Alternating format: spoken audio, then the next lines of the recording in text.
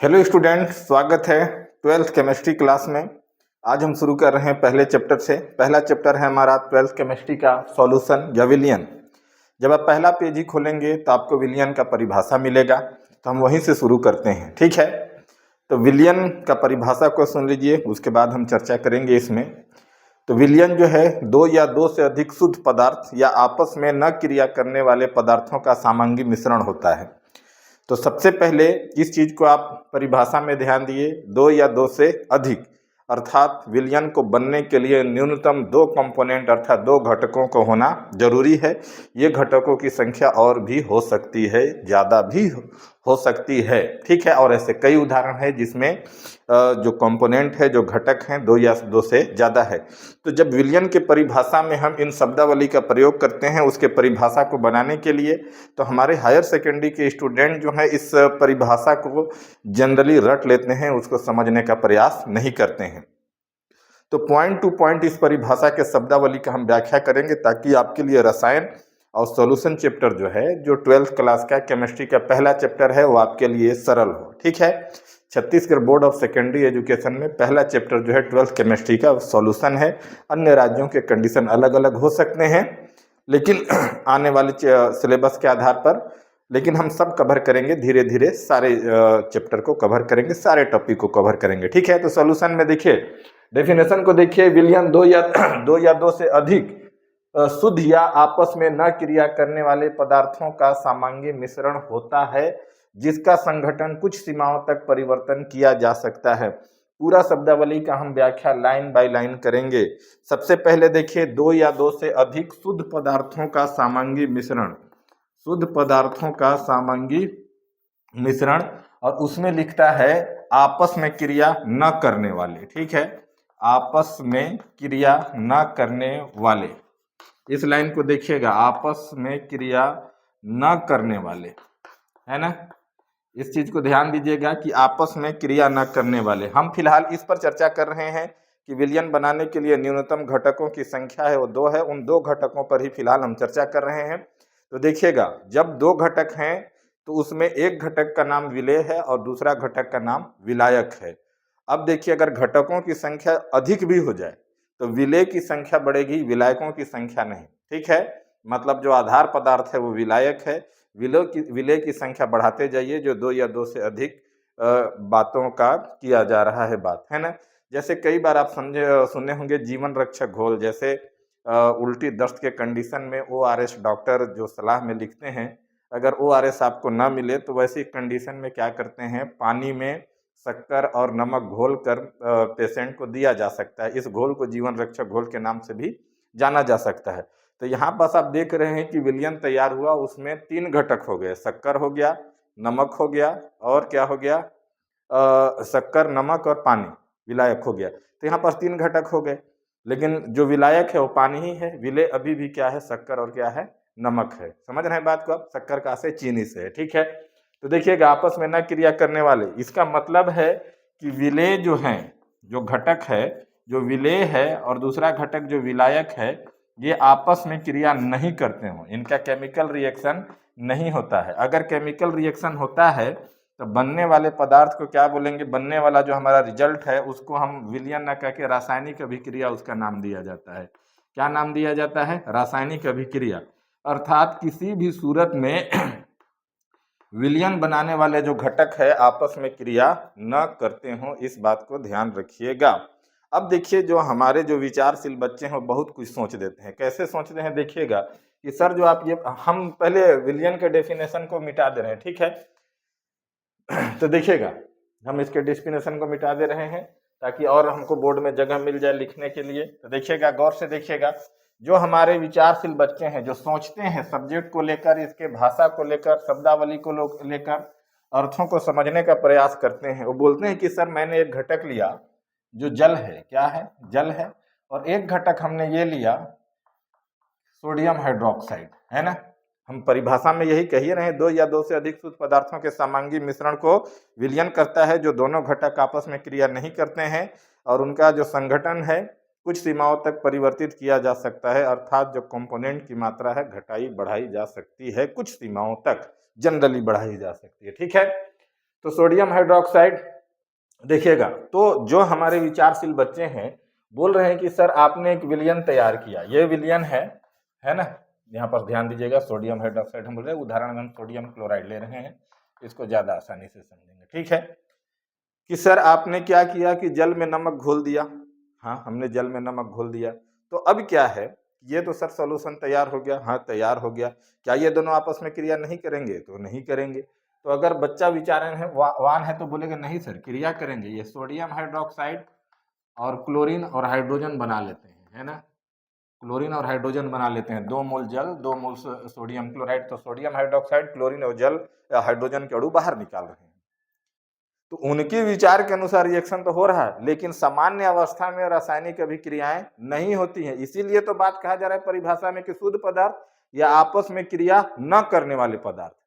समझ रहे हैं बात को आप? तो ऐसा तो रिएक्शन लेकिन हम सर देखे हैं अभी पुस्तकों में, तो ऐसा रिएक्शन कब होता है जब इस मिश्रण का विद्युत अपघटन कराया जाता है। ध्यान रखिएगा क्या कराया जाता है, विद्युत अपघटन कराया जाता है। अगर विद्युत अपघटन नहीं कराया जा रहा है तो सोडियम क्लोराइड जो है जल में जो है जलीय अवस्था में रहता है, जलीय अवस्था में जलीय रहता है। समझ रहे हैं बात को आप? मतलब ये आपस में क्रिया नहीं करते हैं। अगर आपस में ये जो है आपका विलयन है और ऊपर जो दिख रहा है विद्युत अपघटन के मतलब प्रोसेस में लाया जा रहा है, तो ये रासायनिक अभिक्रिया है। तो जो डेफिनेशन में आप लिखे हैं कि आपस में क्रिया न करने वाले शुद्ध पदार्थों का सामांगी मिश्रण है, वो शुद्ध तभी तक है जब आपस में क्रिया नहीं कर रहा है, मतलब दोनों घटकों के संयोजन से कोई तीसरा पदार्थ नहीं बन रहा है, तभी वो विलयन है। ये बात क्लियर हुआ? तो फिर से एक बार परिभाषा को देखिए, विलयन 2 या 2 से अधिक शुद्ध या आपस में क्रिया न करने वाले पदार्थों का सामांगी मिश्रण है। इसके संगठन को कुछ सीमाओं तक परिवर्तित किया जा सकता है। अब सामांगी मिश्रण का जब आप क्लास 11th में पढ़े होंगे तो मिश्रण वहां 2 प्रकार के आप पढ़े होंगे। ठीक है, मिश्रण 2 प्रकार के पढ़े होंगे, एक पढ़े होंगे सामांगी मिश्रण और दूसरा पढ़े होंगे विसमांगी मिश्रण, जिसके लिए अंग्रेजी शब्द प्रयोग किए होंगे होमोजीनस मिक्सचर और हेट्रोजीनस मिक्सचर। तो सामांगी मिश्रण के बारे में चर्चा हम करते हैं कि सामांगी मिश्रण को ही विलयन कहा जाता है, विसमांगी मिश्रण को विलयन नहीं कहा जाता है। तो सामांगी मिश्रण के बारे में हम थोड़ा सा चर्चा कर लेते हैं कि सामांगी मिश्रण है क्या। ठीक है, उसके साथ हम विसमांगी मिश्रण का भी चर्चा कर लेंगे। तो देखिएगा सामांगी मिश्रण क्या है, देखते हैं। यह है हमारा समांगी मिश्रण या होमोजेनियस मिक्सचर। तो समांगी मिश्रण में होता क्या है देखिएगा, और एक है विसमांगी मिश्रण।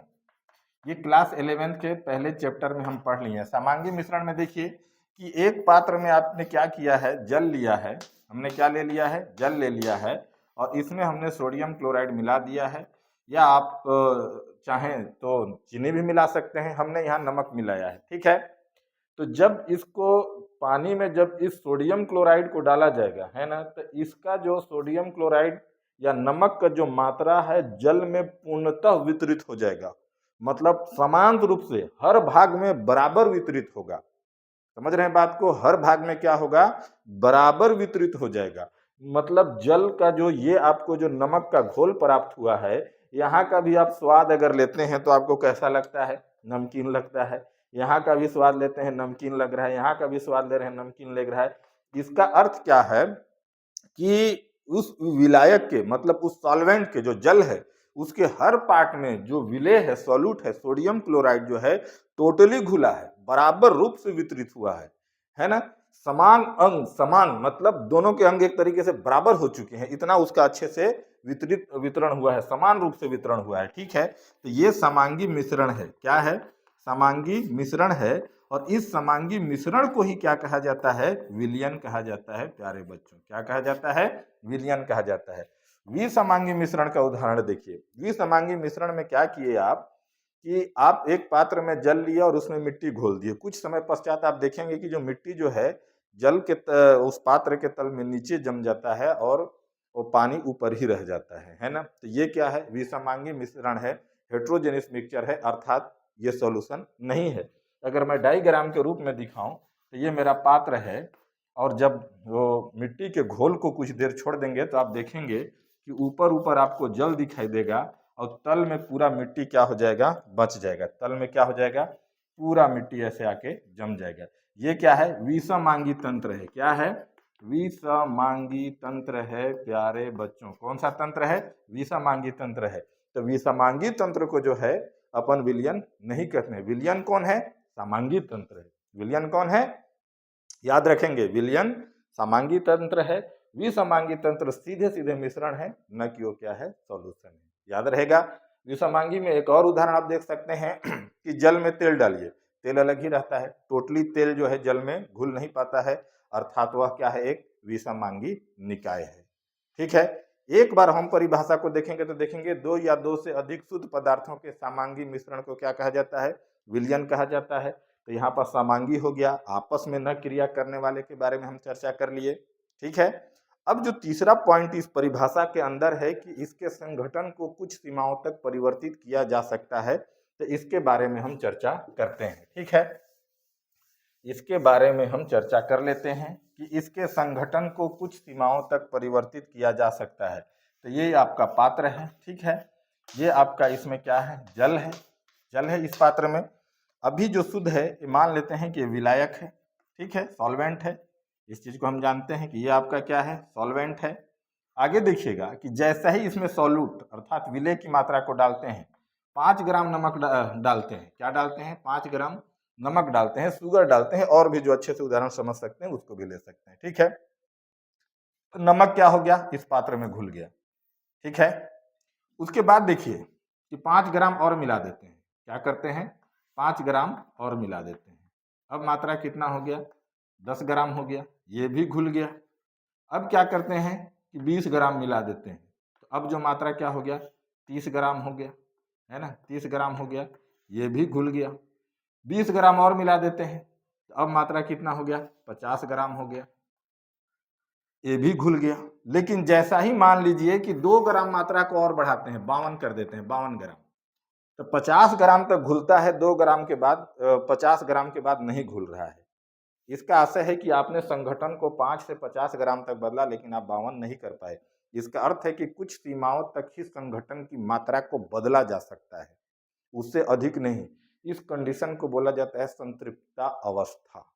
क्लियर हुआ है बात।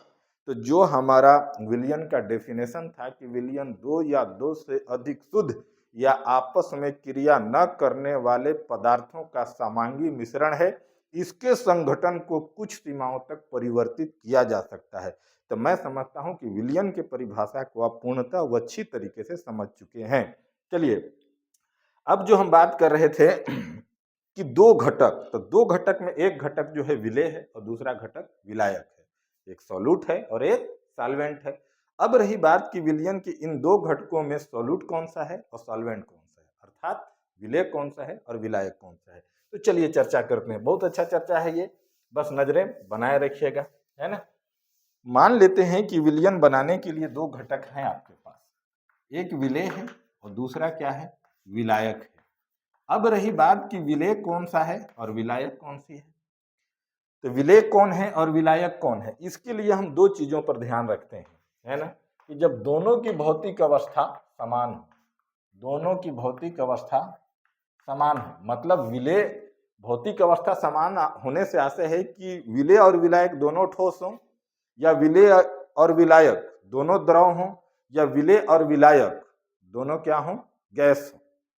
यदि इनकी भौतिक अवस्था समान है, मान लेते हैं कि हम एक ऐसे विलयन के बारे में बात कर रहे हैं जहां दोनों की जो भौतिक अवस्थाएं हैं वो द्रव है। दोनों की भौतिक अवस्थाएं क्या है, द्रव है। समझ रहे हैं बात को आप, दोनों की भौतिक अवस्थाएं क्या है, द्रव है। तब इसमें विलेय कौन सा होगा और विलायक कौन सा होगा। तो इस आधार पर हम जो सिंपल परिभाषा बनाते हैं कि जो विलयन में वह कंपोनेंट या वह घटक जो विलयन में कम मात्रा में उपस्थित है वो विलेय है, और जो अधिक मात्रा में उपस्थित है वो क्या है, विलायक है। जो कम मात्रा में उपस्थित है वो विलेय है और जो अधिक मात्रा में उपस्थित है वो विलायक है। नोट कीजिएगा, ठीक है। ये परिभाषा कब है विलेय और विलायक के लिए, ये विलेय और विलायक का परिभाषा तब है जब दोनों घटकों की भौतिक अवस्थाएं हैं समान हो। जो उदाहरण हम लिए हैं कि भौतिक अवस्थाएं अगर द्रव है तो जो कम मात्रा में है, अगर भौतिक अवस्था दोनों की ठोस है तो जो कम मात्रा में है, यदि भौतिक अवस्था दोनों की गैस है तो जो कम मात्रा में है वही विलेय होगा और जो अधिक मात्रा में है वो विलायक होगा।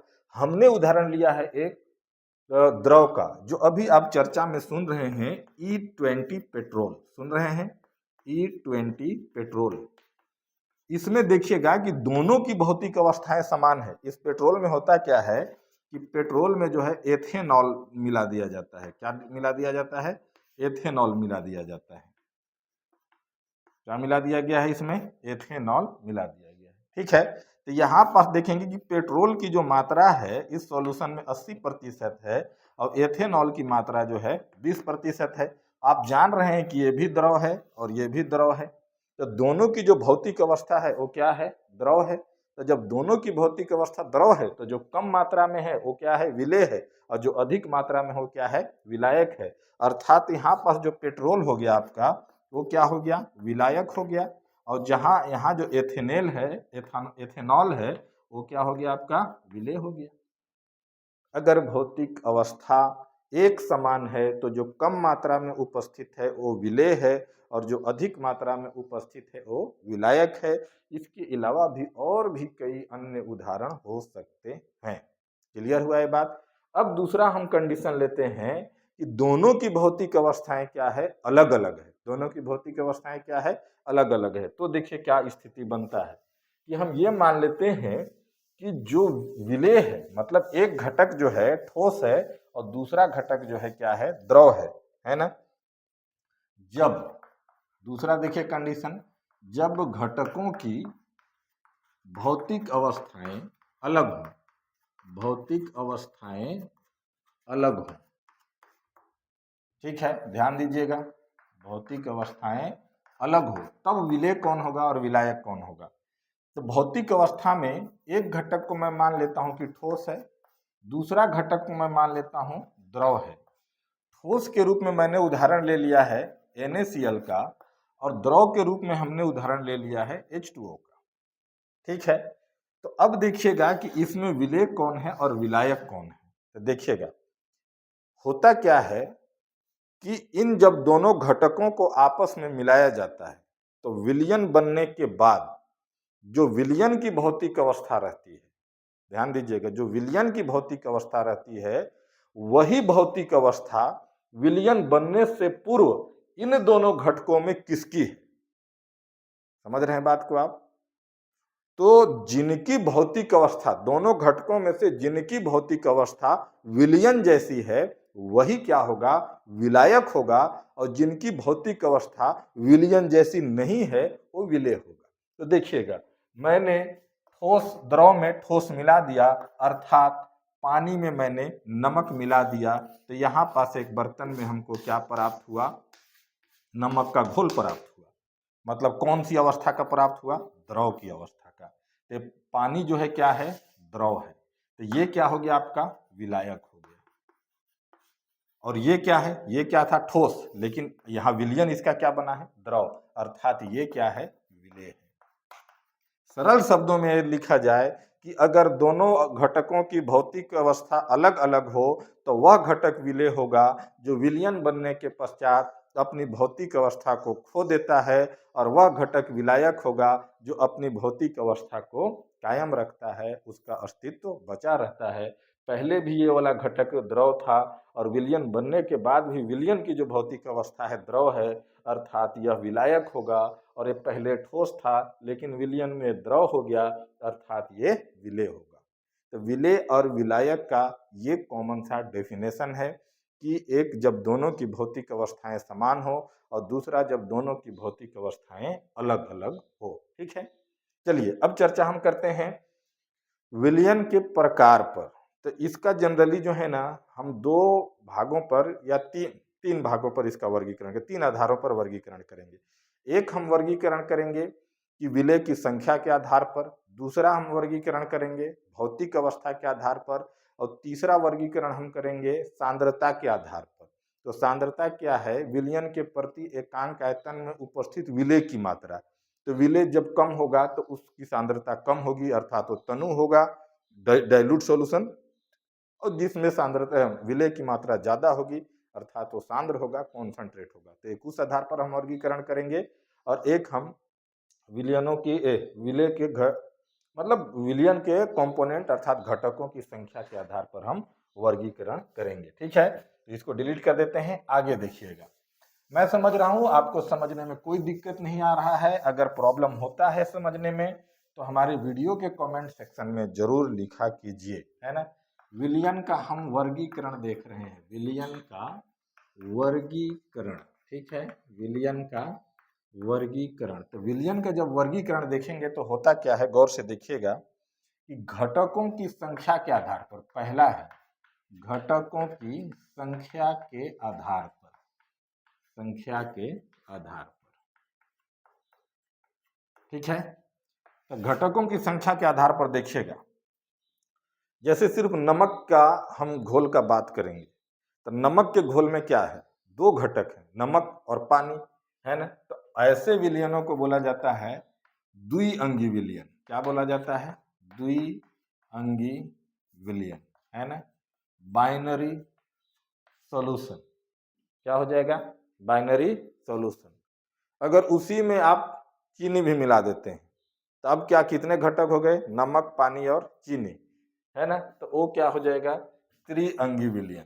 क्या हो जाएगा, त्रिअंगी विलयन, जिसको टर्नरी सॉल्यूशन बोलते हैं। ठीक है, त्रिअंगी विलयन, है ना। अगर उसमें एक और घटक कोई मिला दिया जाता है, ठीक है, कुछ और भी घोल दिया जाता है ना, तो घटकों की संख्या कितनी हो गई, 4। तो वो हो जाएगा चतुअंगी विलयन, क्वाटरनरी सॉल्यूशन। और भी मिला दिया जाता है तो बहुअंगी विलयन हो जाएगा। तो जब आप अपना टेक्स्ट बुक खोलेंगे तो ये शब्दावली मिलेगा, द्विअंगी विलयन, त्रिअंगी विलयन, चतुअंगी विलयन, बहुअंगी विलयन। तो द्विअंगी विलयन का आशय है कि उसमें कंपोनेंट की संख्या 2 है, त्रिअंगी विलयन का आशय है कि उसमें कंपोनेंट की संख्या 3 है, चतुअंगी का आशय है कि उसमें कंपोनेंट की संख्या 4 है। ध्यान रखेंगे ये संख्या विलायक के साथ रहता है। अगर चतुअंगी विलयन का मैं बात कर रहा हूं तो एक घटक विलायक है, 3 घटक विलेय हैं, इस बात को ध्यान रखना जरूरी है। ठीक है, और बहुअंगी विलयन का बात हो गया तो कई घटक उसमें अवेलेबल हैं। तो पहला वर्गीकरण हम ये देख लिए। दूसरा हमारा वर्गीकरण है भौतिक अवस्था के आधार पर विलयन का वर्गीकरण। किसके आधार पर, भौतिक अवस्था के आधार पर विलयन का वर्गीकरण। इसको देखिएगा, बच्चे इसको रटने का प्रयास करते हैं, आज से नहीं रखना है ना। तो हमारा अगला जो पॉइंट है, विलयन का वर्गीकरण किसके आधार पर, भौतिक अवस्था के आधार पर, भौतिक अवस्था के आधार पर। ध्यान दीजिएगा, किसके आधार पर, भौतिक अवस्था के आधार पर। तो जो पहला है हम देख लेते हैं, गैसीय विलयन। पहला जो है गैसीय विलयन, गैसीय विलयन। ठीक है, दूसरा जो हमारा है, दूसरा जो हमारा हो जाएगा द्रव विलयन। क्या हो जाएगा दूसरा, द्रव विलयन, भौतिक अवस्था के आधार पर। और तीसरा जो हमारा हो जाएगा वो हो जाएगा ठोस विलयन। ध्यान रखिएगा, इसको याद कैसे रखें, याद रखने का बहुत ही सिंपल तरीका है। यहां पास लिखिए विलायक और यहां पास देखिए विलेय। अगर विलायक गैसीय विलयन है ना, तो गैस है, क्या है, गैस है। अगर विलायक जो है गैस है तो वह विलयन क्या कहलाएगा, गैसीय विलयन कहलाएगा। समझ रहे हैं बात को। और अगर विलायक, अब इस गैस में क्या है, तीनों घटक, तीनों भौतिक अवस्था वाले घटकों को डाला जा सकता है। तो तीनों भौतिक अवस्था वाले घटक क्या हो जाएगा, गैस में गैस को डाल दिया जाए, गैस में द्रव को डाल दिया जाए, गैस में ठोस को डाल दिया जाए। तो ये जो सॉल्यूशन प्राप्त हो रहे हैं, इनका जो सॉल्वेंट है, जो विलायक है, वो कौन सी इसका भौतिक अवस्था है, गैस है। तो इन तीनों विलयन को हम क्या बोलेंगे, गैसीय विलयन बोलेंगे। जब उसमें गैस में गैस डाला है फिर भी गैसीय विलयन, गैस में द्रव डाला है फिर भी गैसीय विलयन, गैस में ठोस डाला गया है फिर भी गैसीय विलयन। क्यों, क्योंकि इसका सॉल्वेंट क्या है, गैस है। तो गैस में गैस डाल के विलयन बनाया जा गया है। तो उसका एक अच्छा उदाहरण है वायु। वायुमंडल की जो गैसें हैं, है ना, वो कई गैसों का मिश्रण है, ऑक्सीजन, नाइट्रोजन, आर्गन, कई गैसों का मिश्रण है। तो यहाँ पर क्या हो जाएगा, गैसीय विलयन हो जाएगा, अर्थात वायु के कण मौजूद है, मेनली नाइट्रोजन और ऑक्सीजन। ठीक है, मतलब गैस का गैस में मिश्रण है, ये वायु इसका सबसे अच्छा उदाहरण है, लेकिन ये गैसीय विलयन है, ठीक है, क्योंकि विलायक गैस है। दूसरा, जब विलायक गैस है और जो विलेय है द्रव है, फिर भी गैसीय विलयन है, क्योंकि हम बार बार बोल रहे हैं कि विलायक इसका क्या है, आधार पदार्थ है। तो यहाँ पास क्या हो जाएगा, द्रव। इसका सबसे अच्छा उदाहरण क्या हो जाएगा, जलवाष्प। क्या हो जाएगा, जलवाष्प। क्या हो जाएगा इसका, जलवाष्प हो जाएगा कि गैस को, द्रव को गैस में डाला गया है। तीसरा जो है गैस में ठोस, तो वहां पास इसका उदाहरण हो जाएगा धुआं। डस्ट वगैरह के कण जो है वायुमंडल में गैस में घुले हुए हैं, तो इसे वो जो है धुएं, मतलब उसको गैस, धुआं जो है उसमें जो डस्ट के कण है और उसका जो विलायक है गैस है, तो यहाँ पास क्या हो जाएगा, धुआं जो उदाहरण हो जाएगा गैस में ठोस का विलयन हो जाएगा, अर्थात गैसीय विलयन हो जाएगा। दूसरा पॉइंट देखिए, द्रव विलयन। यहाँ जो विलायक होगा वो द्रव होगा, यहाँ विलायक क्या होगा, द्रव होगा। विलायक जो है द्रव है। अब इसमें जो विलेय होगा वो गैस हो सकता है, और क्या हो सकता है, द्रव हो सकता है, और क्या हो सकता है, ठोस हो सकता है। लेकिन ये विलयन को क्या कहेंगे, द्रव विलयन कहेंगे, क्योंकि इसका जो सॉल्वेंट है टोटली क्या है, द्रव है। तो यहाँ पर इसका सबसे अच्छा उदाहरण जो हो जाएगा कि द्रव में गैस को घोला गया है, अर्थात द्रव विलयन है। इसका सबसे अच्छा उदाहरण क्या है, सोडा वाटर है। क्या है, सोडा वाटर है। तो सोडा वाटर का आशय क्या है कि जल में कार्बन डाइऑक्साइड को उच्च दाब पर डाला जाता है, वो सोडा वाटर का उदाहरण है ना। ऑक्सीजन, पानी में ऑक्सीजन घुला हुआ है ना, तो ये क्या हो जाएगा आपका, ये भी उदाहरण हो जाएगा। दूसरा पॉइंट देखिए, द्रव में द्रव घुला है। इसमें कोई भी दो द्रव को मिला दीजिए, जैसे एल्कोहल और जल का मिश्रण तैयार कर दीजिए, एल्कोहल और जल का मिश्रण तैयार कर दीजिए, वो क्या हो जाएगा, द्रव का द्रव में विलयन। तीसरा उदाहरण है द्रव का ठोस में, है ना, मतलब द्रव को ठोस में घोल दिया गया है ना। तो द्रव को जब ठोस में घोल दिया गया है वो क्या हो जाएगा, शर्करा और जल का सॉल्यूशन। यहाँ ठोस जो है द्रव में घुला हुआ है ना। तीसरा जो पॉइंट है ठोस विलयन, तो ठोस विलयन में क्या हो जाएगा, विलायक क्या रहेगा, इस बार ठोस रहेगा, और विलेय क्या रहेंगे, तीन भौतिक अवस्था वाले गैस भी हो सकते हैं, है ना, द्रव भी हो सकते हैं, और क्या हो सकते हैं, ठोस भी हो सकते हैं। यहाँ पास जो आपका विलायक का घटक होगा वो क्या होगा, हर कंडीशन में ठोस ही होगा। क्या होगा, ठोस होगा। मतलब यहाँ ठोस में एक बार गैस घोलेंगे, द्रव घोलेंगे, फिर ठोस में ठोस घोलेंगे। तो यहाँ पर इसका सबसे अच्छा उदाहरण है कि ठोस में गैस को घोला गया है। जब ठोस में गैस को घोला गया है तो इसका सबसे बेस्ट उदाहरण देखिएगा, हाइड्रोजन और प्लेडियम अधिशोषण द्वारा, है ना। जब क्लास 12 के इसमें आगे हम जाएंगे तो वहाँ पास एक एल्डिहाइड बनाने की विधि पढ़ेंगे, एल्डिहाइड वाला चैप्टर में, पैलेडियम युक्त बेरियम सल्फेट। तो पैलेडियम के प्लेट पर हाइड्रोजन का अधिशोषण कराया जाता है, तो एक विलयन ही प्राप्त हुआ, है ना। मतलब गैसीय हाइड्रोजन को इस ठोस पैलेडियम के सतह पर अधिशोषित किया जाता है। तो यहाँ ये उदाहरण हो गया ठोस का, गैस का ठोस में विलयन, मतलब विलायक ठोस है और विलेय क्या है, गैस है। दूसरा देखिए, ठोस विलायक है और विलेय क्या है, द्रव है। वहां पास जो उदाहरण हो जाएगा अमलगम। अमलगम क्या होता है देखिएगा, किसी धातु का किसी धातु का मरकरी के साथ रिएक्शन, वो क्या कहलाता है, अमलगम कहलाता है। मिश्र धातु भी इसी के उदाहरण हो सकते हैं। यहाँ देखिएगा सोडियम प्लस मरकरी, ये सोडियम अमलगम है। ये ऐसा विलयन है जिसमें द्रव जो है विलेय है और ठोस क्या है, विलायक है।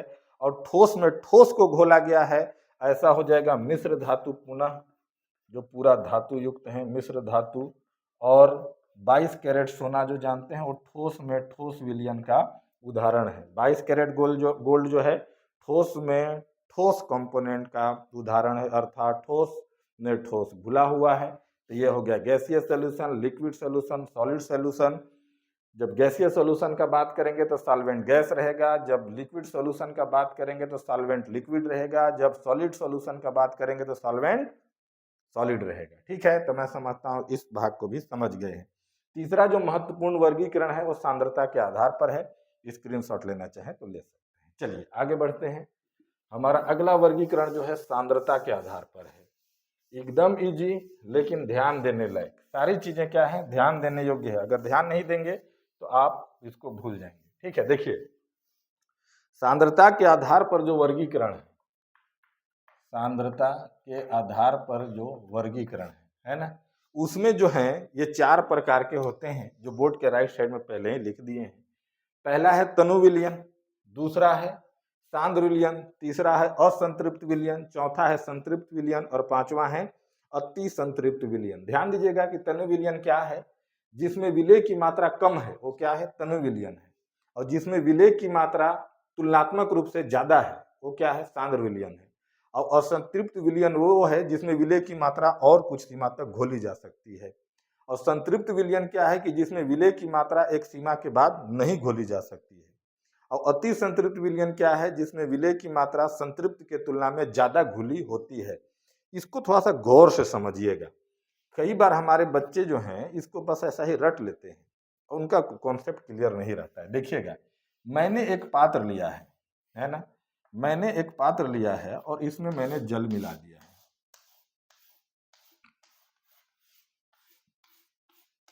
जल मिला दिया गया है, ठीक है।